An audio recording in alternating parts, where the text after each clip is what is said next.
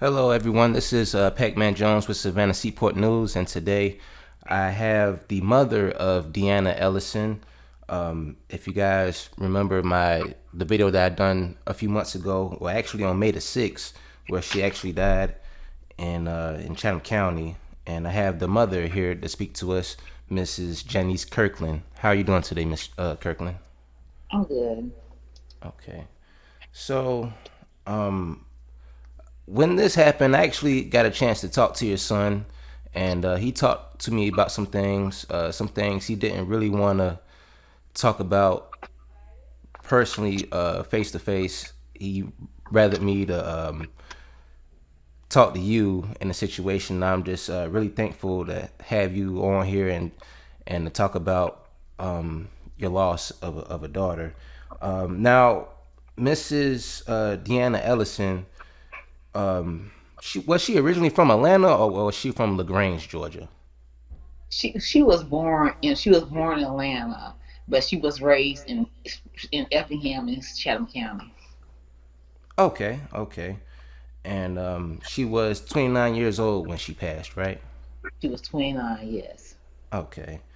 Um, Now, I did a video about her, and I didn't know that she actually owned a food business. How long was she actually in the food business for? Well, she did a little bit of catering before, but she had just started going full time in the last like 6 months, and she Okay. was just going full time catering. So, do you know like what kind of inspired her like to be a chef or cook? Taking after my mom was a phenomenal cook when she was here, and Deanna, ever since Deanna was a little girl, she stayed in the kitchen with my mother, and she just learned to cook my mom. And she's Okay. been cooking since she was little. So cooking is like a family thing in your household. Yeah. So she had Okay. a passion for cooking. Uh, so believe that she has a son. The son was 5 months old when she Yeah. passed. Yes, Braylon. He was 5 months old at the time of her passing. Yes. So he's about 8 or 9 months now. He's 7 months old. 7 months. Okay. Mm-hmm.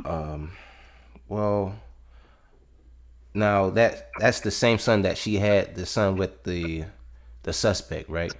Correct. Okay. Now, um, I just want to talk to you about what happened on May the 6th. Um, Mhm. where were you that I when was that day happened? I was at work, and I spoke with Deanna earlier the afternoon, and she said that Sean was taking her. That's the suspect. He was taking her to get a rental car, but they had broken up a couple of weeks earlier, and she had moved home about 2 months ago because she always said he was verbally abusive. He was always calling out her name. Then he would apologize when she would leave. But the very last time when I was at their apartment and I actually heard him calling out her name, and I got upset. So I said, Deanna, you don't have to deal with this. You can come home. And she was like, okay, I'll move home. And like she didn't get no resistance whatever, and she moved home that weekend, and he was crying and begging her to stay and all kind of stuff. She said no, she was gonna leave him, and they had broken up plenty of times before. And every time they broke up before, he would give her monetary gifts or take on expensive vacations, and she'd go back to him. But this time she wouldn't go back, and I think that's what sparked it that evening. Because when he actually shot her, my neighbor, it was daytime. It wasn't like it was nighttime. My neighbor was actually outside, and they seen everything that happened. When he went back to his car and got his gun, and then was beating on the door, and they said he shot as soon as she opened the door, and he went inside. She was actually shot 6 times, and then Sean took her cell phone, locked the door, and left a 5 month old baby in the house screaming to the top of his lungs. So by the time the police actually got here, they went to the wrong house the first time. And so by the time they knocked on the door and had to kick the door in, Deanna had bled out in the foyer, and they had to get Braden out of the house. So Wow. yeah. So, Yep. I mean, let's backtrack a little bit. So, did they describe like what type of gun was used to shoot your daughter? No. Oh, My neighbor said it was like a handgun to her. She just had a gun. She was seeing a black gun in his hand. So my neighbor, they did see it. So my neighbor directly across the street, my neighbor lives to the right of me. They both seen it. wow. And And then he was always in the neighborhood visiting over here, coming to pick the baby up. So they knew who he was. So so, how did you find out about what happened? I was coming home from work, and as I pulled on my street, the police, and I live in a neighborhood. The police are never over here, and I mean, the police were everywhere. And I had like, well, I gotta go home. And the police walked to my car because this traffic was just blocked off the street. And they said, "Where do you live?" And I said, 24 Million Jordan Road. And he says, "Well, I need you to be real strong right now." I'm like, "What?" He said, "Your daughter Deanna." And I'm like, "How do you know I have a daughter named Deanna?" And he said, "Well, she's no longer with us, but I will bring your grandbaby to you." And I just sat for a minute, like, "What do you mean she's no longer with us?" Because I had just talked to Deanna, earlier that day, because she was going out of town with her friends and she wanted to keep the baby for the weekend. So I was just in shock. Yeah. Yeah. And were you aware of any danger that your daughter could have been in before the situation had started? A lot of times she said just said the day before, because she would always dump see the baby whenever he wanted to see the baby. She never took the baby from him. She always dump see the baby. And it's just like I used to tell her, he wanted to come over the house every single day after he worked a 10-hour shift and sit outside and just play with this little teeny baby every day. And I tell you that it seemed real strange to me. So, but I think she was kind of aware because she said she wasn't gonna flip with him no more because he was acting crazy. He was always crying and begging, and then threatening to hurt himself. But she said she didn't think she would hurt her. And I've known him for a long time. I would never have thought he would hurt her either. You know. But I look back now at his behavior. Hindsight is 2020. I see a lot of signs that I didn't pick up on. And that was actually the next question. Have you met and talked to Mr. Bolden before? And like, I've known him how for was a his long. character? I know him for long. He's goofy. He was just a big goofy kid in my opinion. That's how I was at Sean, big goofy. But after he started dating Deanna, I noticed he had a mean side to him. But he never showed it to me.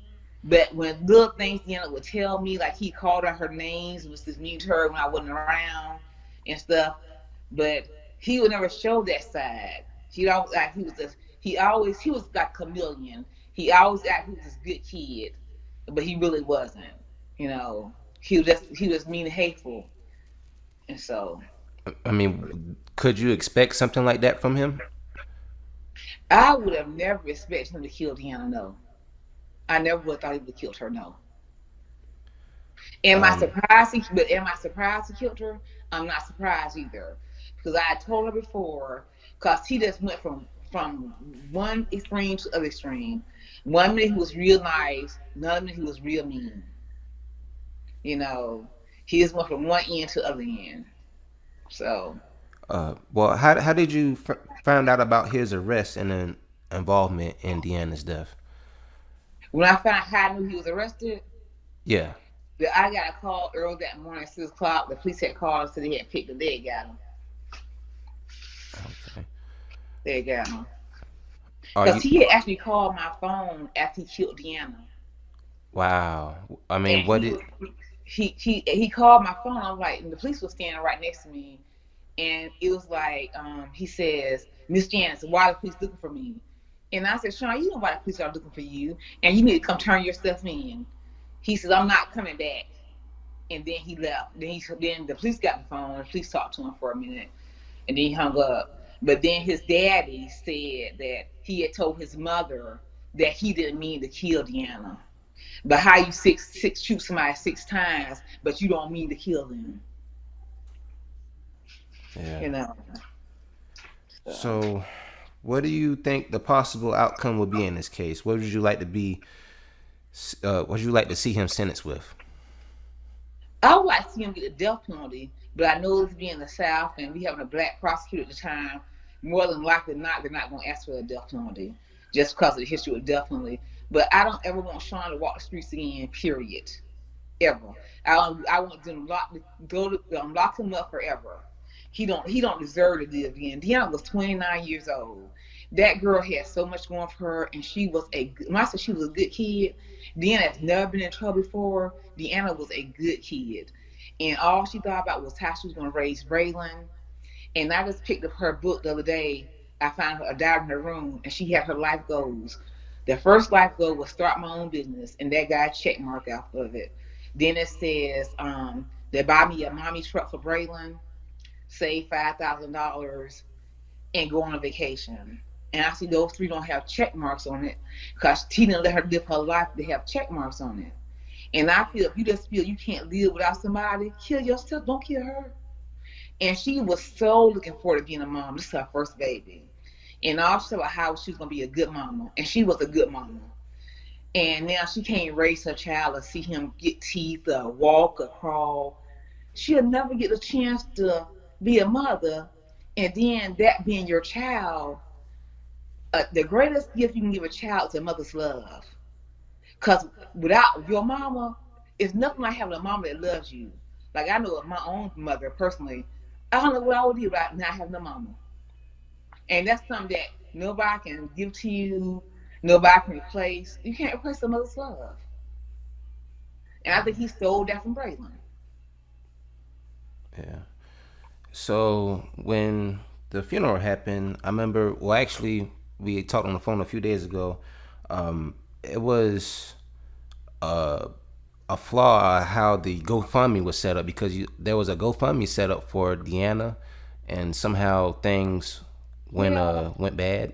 yeah, and well, the GoFundMe was set up, and it was set up by her best friend and Shamira Young, and she was supposed to put me as the beneficiary, but she had called me at night, so she couldn't do it, so she put herself as the beneficiary, and she gave me the fundraiser. It raised over 5,300. So I did get like $2,000 on May 31st, and then on June 8th I got like $200. And now she's saying that GoFundMe did not deposit the rest of the funds in her account, even though GoFundMe says they did deposit the rest of the funds in her account.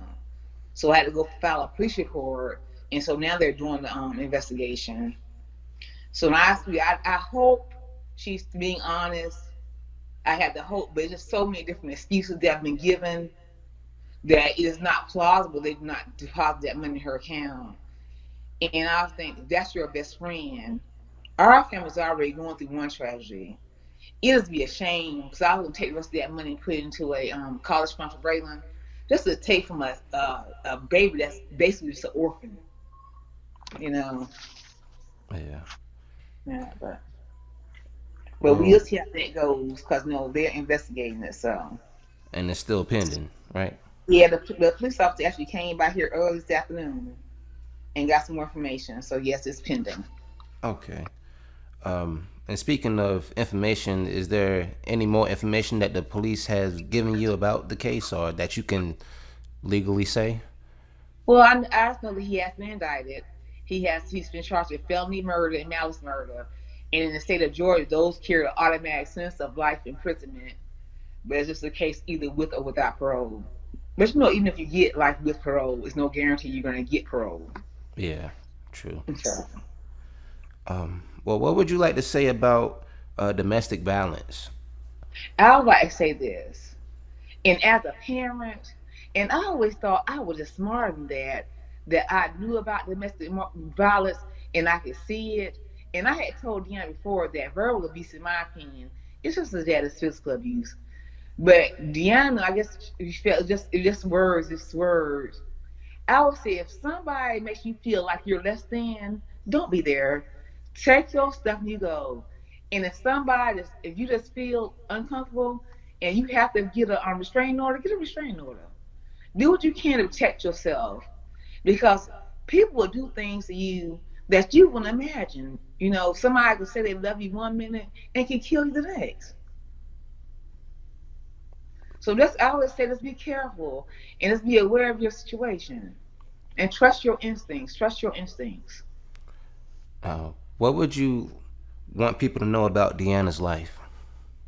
I was like, Deanna, like I said, she was a great kid.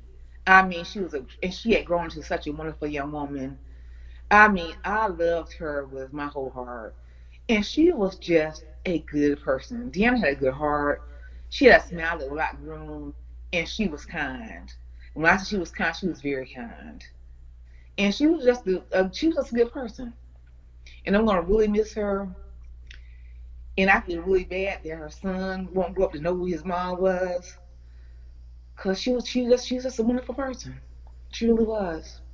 She was. She was my friend and my daughter. I'm gonna really miss her. Yeah, it's just hard to believe that she's gone, but and that somebody was so selfish that you took away from us. Cause he didn't just hurt me. He had a whole generation, like my dad, my sisters, my brothers, all her cousins, her friends. It's a lot of people that are hurt. So and he took somebody. He did something he didn't have to do. And I don't want to hear I didn't mean to, because I didn't mean to. You had time to go to your car, get the gun out your car, come back to the door, meet on the door, and shoot her 6 times. You know what you was doing. You knew what you was doing. Definitely. Yeah. So yeah. So it's just really hard. So Well, well, I wasn't going to keep you for too much longer.